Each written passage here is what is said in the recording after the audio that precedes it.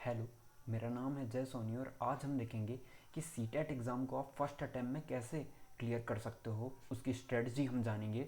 अब मैं ऐसा क्यों बोल रहा हूँ फर्स्ट अटैम्प्ट में? क्या ये बहुत इजी एग्ज़ाम नहीं है? हम सबसे सुनते हैं कि ये बहुत इजी एग्ज़ाम है। बिल्कुल, ये बहुत इजी एग्ज़ाम है, बहुत सरल एग्ज़ाम है। आप आसानी से फर्स्ट अटैम्प्ट में क्लियर कर सकते हो बहुत अच्छे नंबर से, लेकिन यदि आपकी रणनीति सही नहीं है तो आप नहीं कर पाओगे। क्यों? क्योंकि इसका जीता जागता उदाहरण ये है कि जैसे कि जो 2021 में रिजल्ट आया ना, 2020 में फॉर्म भरे गए थे, वहाँ पे आपके कुछ 16 लाख कैंडिडेट ने पेपर फर्स्ट, ठीक है, पेपर फर्स्ट के लिए क्या भरा था, फॉर्म भरा था।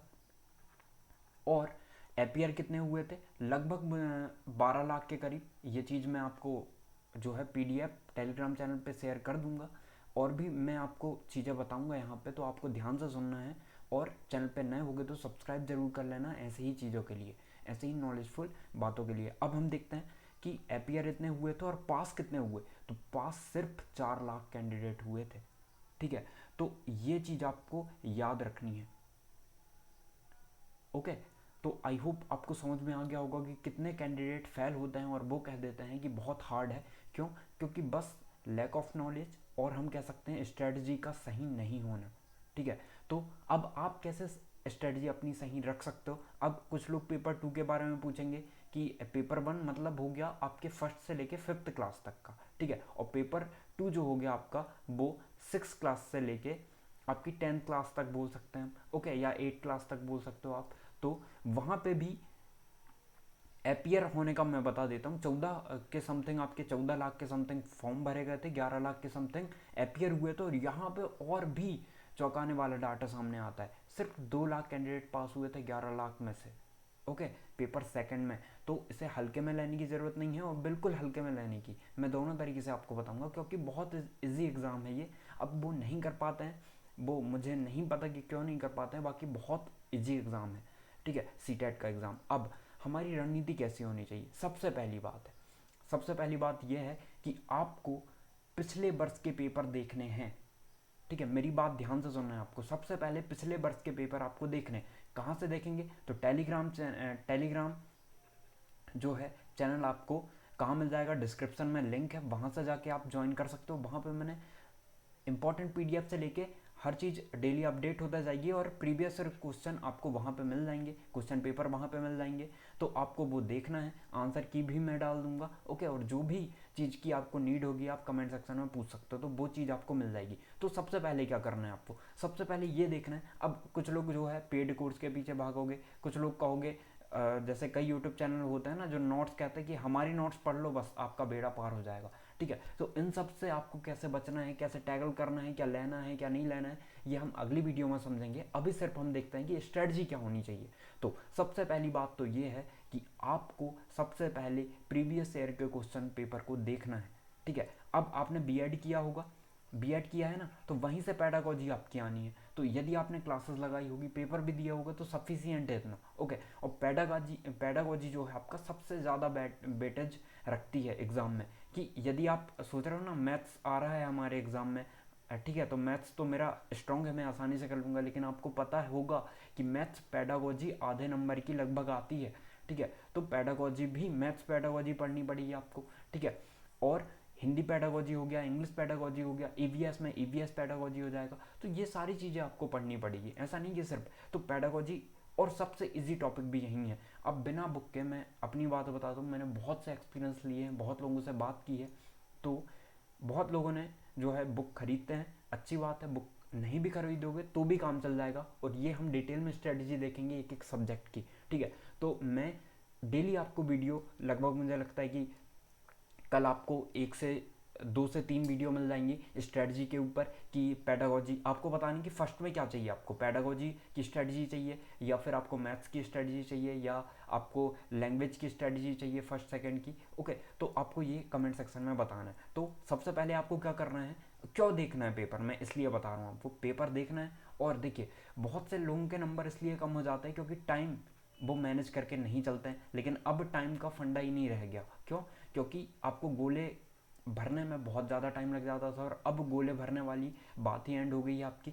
अब आपका कंप्यूटर बेस्ड एग्ज़ाम हो गया, लेकिन फिर भी आपको कम से कम कम से कम बात मैं कर रहा हूँ, 4 से 5 मॉक टेस्ट देने हैं, ज़्यादा दे सकते हो कम से कम, जिसके पास टाइम नहीं है और जो सिर्फ पढ़ना चाहता है कि एक दो बार दे दिया कि मेरा टाइम पे हो जाता है, यदि ऐसे वाले हो आप तो आसानी से कर सकते हो। लेकिन प्रीवियस ईयर क्वेश्चन आपको पूरे पूरे सॉल्व करने हैं, और ये आपको कोई भी मॉक टेस्ट जो प्रोवाइड करती है, कोई भी आप जो है ऐप से लगा रहे हो मॉक टेस्ट, आपको वहीं पे प्रीवियस ईयर मॉक टेस्ट भी मिल जाएंगे, आप उसे भी पेपर की तरह ले सकते हो और आप देख सकते हो कि आपके नंबर कितने आएंगे। ठीक है, यदि आप ओबीसी से हो या ST SC से तो आपको भी पता होगा कि आपको कितने नंबर चाहिए होते हैं, 55% नंबर, और जो जनरल से होगा वो 60% नंबर, इतने में आपका हो जाएगा। ठीक है, 150 में से आप अंदाज़ा लगा सकते हो, समथिंग 82 के करीब इसमें चाहिए होते हैं ओबीसी ST SC को, और जो जनरल कैटेगरी है वो 60%। लेकिन मैं चाहता हूँ कि आप थोड़े से एबव नंबर, जैसा 100 के ऊपर नहीं भी करोगे तो भी कोई प्रॉब्लम नहीं है, लेकिन 100 के ऊपर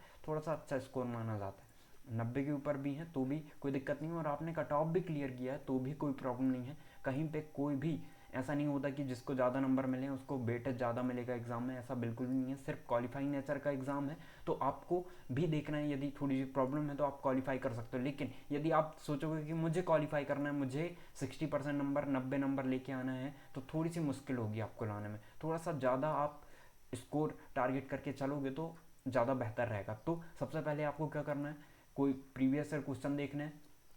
उसके बाद क्या करना है, आप देखोगे कि पेडागोजी, ठीक है, पेडागोजी आपने देखा, 30 क्वेश्चन देखे, और वहाँ पे आपको लगा कि 30 के 30 क्वेश्चन, अब इसको कैसे करना है, इसकी स्ट्रेटजी क्या होनी चाहिए, तो मैं बता दूंगा आपको। जैसे परिवार से रिलेटेड आपका आ गया है, ठीक है, फैमिली से रिलेटेड, तो वहाँ पे आपके 95% 99% चांस होते हैं कि बाइगोट्स की ही आएगा। यदि केवल कहीं पे आ गया, केवल जैसे केवल लड़की ही कर सकती है इस काम को, केवल लड़के ही कर सकते हैं, तो वहाँ पे उसे नेगेटिव माना जाता है। केवल हो गया, ही हो गया, ठीक है, तो ये नेगेटिव माने जाते हैं। ऐसे नेगेटिव वर्ड भी हैं जो मैं आपको, यदि आप कहोगे तो एक वीडियो में या PDF बना के मैं आपको शेयर कर दूंगा, जिससे आप बहुत आसानी से ना इस क्वेश्चन पे ही बेस्ड आप देखिए, आपको एलिमिनेशन टेक्निक आनी चाहिए पेडागोजी में। यदि आप एलिमिनेट करना जान गए ना तो आप आसानी से, क्योंकि वहां पे क्या होगा, आपको ना दो तो आप आसानी से एलिमिनेट कर लोगे, आपको दो ऑप्शन में लगेगा कि इन दोनों में से क्या हो सकता है, हर बार यही होगा। कभी कभी आपको 3 ऑप्शन लग रहे होंगे कि ये तीनों ही राइट होंगे, तो आपको अपने माइंड से देखना है। क्यों? क्योंकि आप बुक से कितनी भी पढ़ लो, ठीक है, बुक से कितना ही आप प्रैक्टिस कर लो, आपको फ़ायदा नहीं होगा जब तक आप खुद से नहीं सोचेंगे, खुद का लॉजिक का इस्तेमाल नहीं करेंगे। ठीक है, बुक पे बेस्ड आपके कितने क्वेश्चन आएंगे पता है? बुक पे बेस्ड या सिलेबस के अकॉर्डिंग आपके क्वेश्चन जो है बनने हैं, मुझे लगता है आधे क्वेश्चन आप मान सकते हो पेडागोजी में, लेकिन आधे क्वेश्चन, ठीक है, या फिर आप बोल सकते हो, हम बोल दें कि 20% क्वेश्चन आपके माइंड से रिलेटेड बनेंगे, जो आपको सोच के बताना पड़ेगा। और लिंक से आधारित क्वेश्चन, तो ये भी आपके किस में आ गए, सिलेबस के अकॉर्डिंग से क्वेश्चन बन गए। ठीक है, तो ये भी आपके ना 10% क्वेश्चन ऐसे ही आ जाएंगे, आप आसानी से बिना देखे आप बता सकते हो कि यही आंसर होगा। ठीक है, तो आपको पढ़ना भी है, ऐसा नहीं मैं बोल रहा हूँ कि आपको पढ़ना नहीं है। अब आपने पेडागोजी देखा, फिर आपने आए पेडागोजी सेक्शन पे, आपने स्कोर लिखना है आपको कि मैं कितना स्कोर कर पा रहा हूँ, मैं बिना पढ़े या फिर थोड़ी बहुत आपको जितनी भी नॉलेज होगी आप कितना स्कोर कर पा रहे हो। फिर आपको मैथ्स वाले सेक्शन में आना है, जिनका जो है सोशल साइंस होगा वो सोशल साइंस में देख सकते हैं। अब देखोगे आप मैथ्स, तो आप जब 4-5 टेस्ट लगा लोगे ना तो आपको लगेगा कि हाँ, मैथ्स में जो है नंबर सिस्टम से क्वेश्चन बन रहे हैं ज़्यादा, तो मुझे उस पर वर्क करने की ज़रूरत है। अब ऐसा नहीं कि आप बहुत ज़्यादा मेहनत कर रहे हो, आप ज्योमेट्री के लंबे लंबे बड़े बड़े क्वेश्चन लगा रहे हो, मेंसुरेशन के लंबे लंबे क्वेश्चन लगा रहे हो, तो मैं आपको बता दूं मेंसुरेशन में सिर्फ आपको थोड़ा सा लॉजिक चाहिए, और सभी फॉर्मूले आपको याद होने चाहिए, और बहुत ज़्यादा ऐसे नहीं आएंगे। ठीक है, आपको रेक्टेंगल से रिलेटेड आ गया, स्क्वायर से रिलेटेड आ गया, बस इतने नॉर्मल से आपको क्वेश्चन बनना है। ठीक है, तो आपको ज़्यादा नहीं पढ़ना है, लेकिन इसके लिए आप थोड़ा सा देखना पड़ेगा। आप ऐसा नहीं कि सीधे कोई भी पेड कोर्स ज्वाइन कर लिया आपने, पेड कोर्स ज्वाइन कर लिया, आप उसके नोट्स ही तैयार कर रहे हो, इतना टाइम है कि आपके पास, आपको दूसरे काम भी करना पड़ता होगा। तो आपको बस ये देखना है कि आपकी कमजोरी किस में है। आपको मैथ्स में थोड़ी सी दिक्कत जा रही है, ठीक है, तो मैथ्स पे ज़्यादा टाइम देना है, आपको ज़्यादा वर्क करना पड़ेगा मैथ्स में। पेडागोजी में अच्छे नंबर आ रहे हैं, पेडागोजी को थोड़ा सा कम समय दे सकते हो, समय सबको देना है। बाकी आपको अपनी खुद की स्ट्रेटजी बतानी है, ऐसी नहीं कि आप दूसरी की स्ट्रेटजी को फॉलो कर रहे हो ही नहीं सकता। हो सकता है किसी की मैथ्स स्ट्रांग हो सकता है किसी की पेडागोजी हो सकता है किसी की इंग्लिश स्ट्रांग हो, तो आपको अपने अकॉर्डिंग बनाना पड़ेगा कि मुझे टाइम किस में ज़्यादा देना है, हिंदी में टाइम देना है, मैथ्स में टाइम देना है, EVS में टाइम देना है। ठीक है, तो इसके अकॉर्डिंग आपको, और ये कब समझ में आएगा, जब आप कम से कम 1 से 2 पेपर, 2 से 3 पेपर लगा लोगे, ठीक है, हर एक टॉपिक का। ओके, आई होप आपको चीज़ें समझ में आई होगी। जो भी दिक्कत होगी तो आप कमेंट सेक्शन में पूछ सकते हो। Thank you.